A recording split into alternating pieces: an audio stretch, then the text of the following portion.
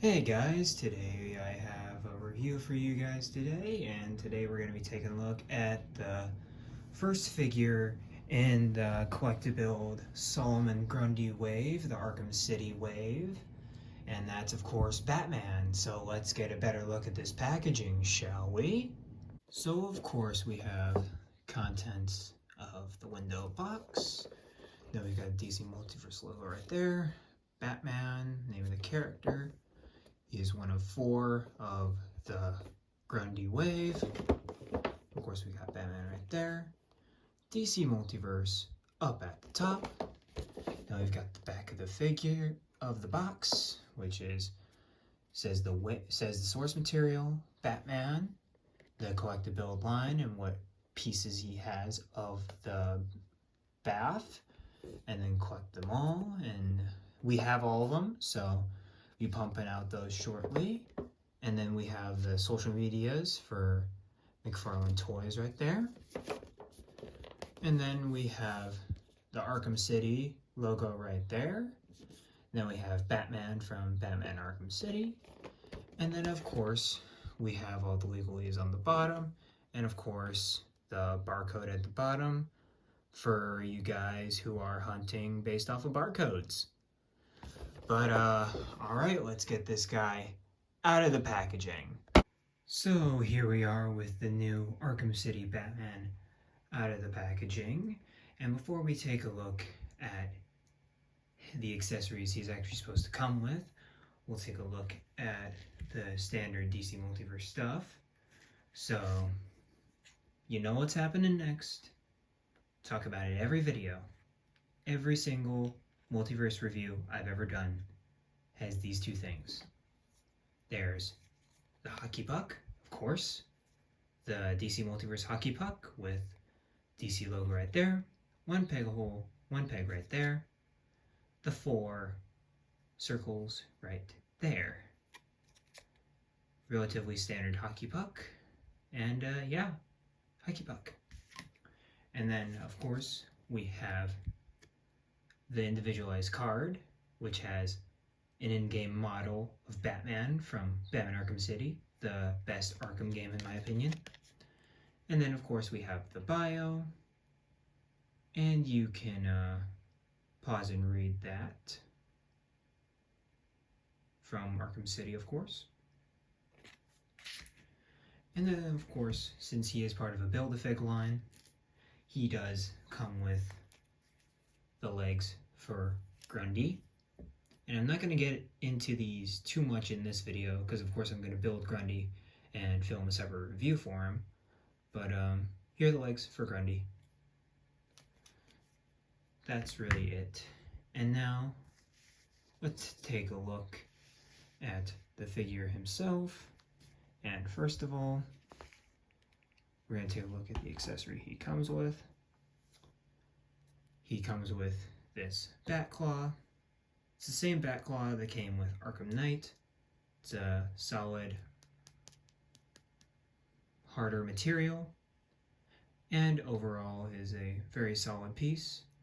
Looks very good. It's all black plastic though. Wish we could have a little bit more highlights in the metal, maybe a different color paint, but it's not bad. I'm not horribly displeased about this being one color. But enough about the accessories. Let's get a look at the main event. So let's get him off the turntable. And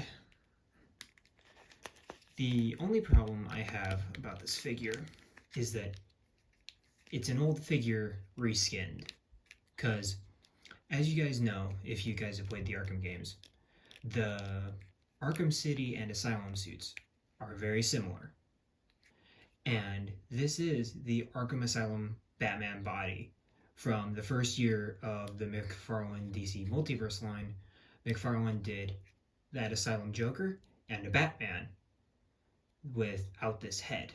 So this is basically a repack with a resculpted head and a resculpted cape. He didn't even mind to change the belt like it is in the game. in the Arkham City game, because as you can see, those pouches are different than these. These are a little bit more comic booky than those are. Those actually look like pouches. These look like more individual capsules. They're more shaped like. They're less rounded, as they are in the Arkham Asylum video game.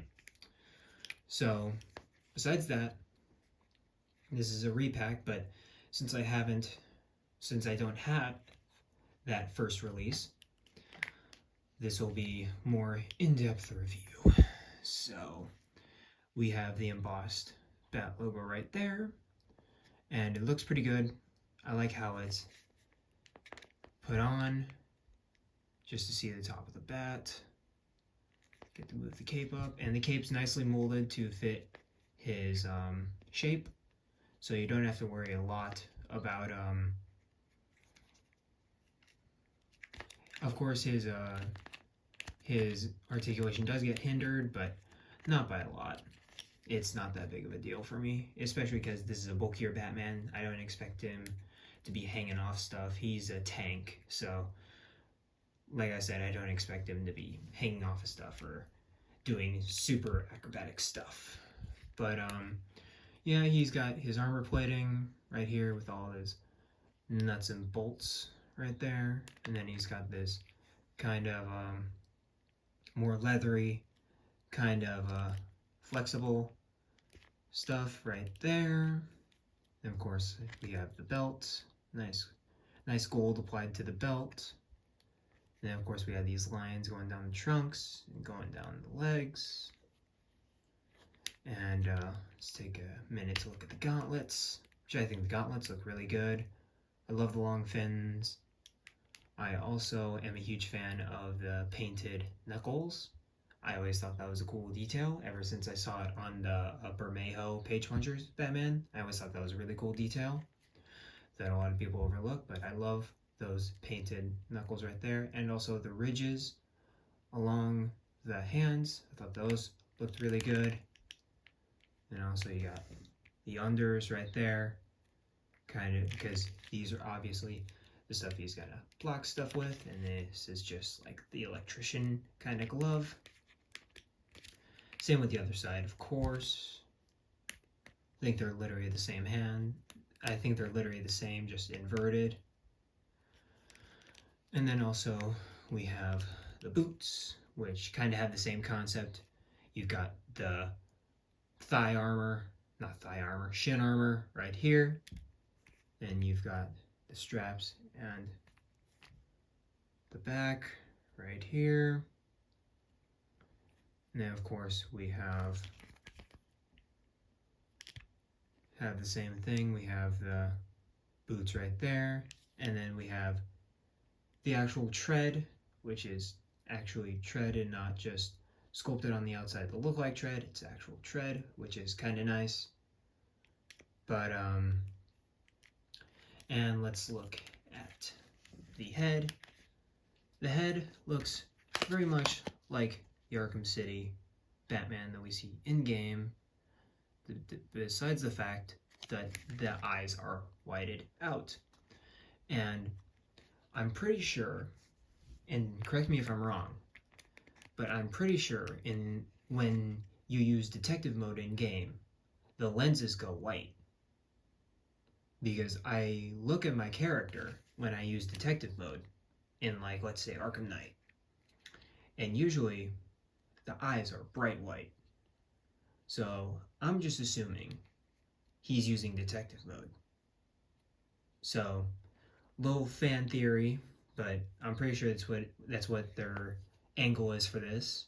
And of course the ears look really good on the head sculpt and the snarling kind of look. And of course his face looks straight out of the game. The face looks absolutely phenomenal. I love the sculpt on the face. And then of course we have the windswept cape, which gives it a real atmospheric kind of look, which I'm a huge fan of. I really like this cape. But the articulation segment is where this figure really proves that it's a repack. So, to get into the articulation, we have, of course, the ball jointed head, which he can go up about that high, and then he can go down about that low. And then, of course, he can look left and right. And as you can see, kind of angles up, proving he's kind of an older figure. And then, of course, the head pivot like that. And then he has armpit joints up in there. And as you can see, the cape flows with the arm, which is really good. And then, of course, we have the shoulder hinge, which can move out, move to about that far without impeding on the cape, and move that far back. And then, of course, we have a bicep swivel, single hinge elbows with those really horrible joints right there, with no turning in and out, anything like that. Just single hinge elbows with really horrible looking joints. This is really what proves he's an older figure, is the fact that the elbows do not look that good, and they're single hinge. And also the fact that he does not have painted wrist joints, but he does have the standard ball hinge joints where he can go in and back, and then of course it can be turned around, and then you can do the roll the dice motion. And then of course he has the diaphragm, the double diaphragm joint, where he can go back about that far, can crunch about that far, and he can pivot side to side. And then he has the standard McFarlane joint that's been used on all these figures, the standard ratchet joint right there, and then he's got thigh pivot right there, which is very pitiful compared to newer McFarlane figures that you'll see later on and ones that I've reviewed in the past. Then he has double jointed knees, which look pretty horrid, especially like this. Like that, they look okay, but still, they don't look the best, and they're not hidden at all. And then also, all the pins, very noticeable. And then we've also got the ankle joints, which move up and down. You can swivel, and then of course pivot inside the boot, which doesn't do shit. And then of course we have toe articulation right there. And of course we have our newish Arkham City Batman next to the old Arkham Asylum Joker, and that body sculpt's amazing. But yeah, definitely these two look great together. Definitely look great together. And here's our new Arkham City Batman with every single Arkham character I have in my collection. We of course have the Arkham Origins Deathstroke with Damian's sword, because that thing is too long for a 12-year-old to possess, so it looks better in scale with him. We have the Arkham Asylum Killer Croc Megafig. We've of course got Arkham Knight in the back, and then we have Joker from the previous segment, and these all look great with this guy right here, and I'm really excited to take a look at the other guys from the wave to add to this display I've got here. And that, guys, will do it for this review. Overall, he's a pretty solid figure, but honestly, he's not an essential Batman to have.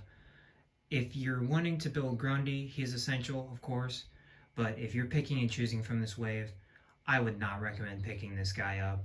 He is not that spectacular, and specifically because he's an older bulk, from an older bulk. We have so many better figures out there for Batman, like the Three Jokers Batman, the Page Puncher's Batman. So this guy is not essential for your line, but if you're an Arkham fan, this is the best Arkham Batman. Maybe besides the Arkham Knight one, but that one's pretty expensive. So if you want a cheap Arkham Batman, this guy's the way to go. But besides that, you don't really need this guy in your collection. But yeah, guys, that'll do it for the end of this review. Like, comment, subscribe, all that good stuff, and tell me where you guys are finding these. I'm really intrigued on what figure is at where, making their way slowly to me, and of course, guys, keep collecting and doing what you love, and be kind to everybody. Peace, guys.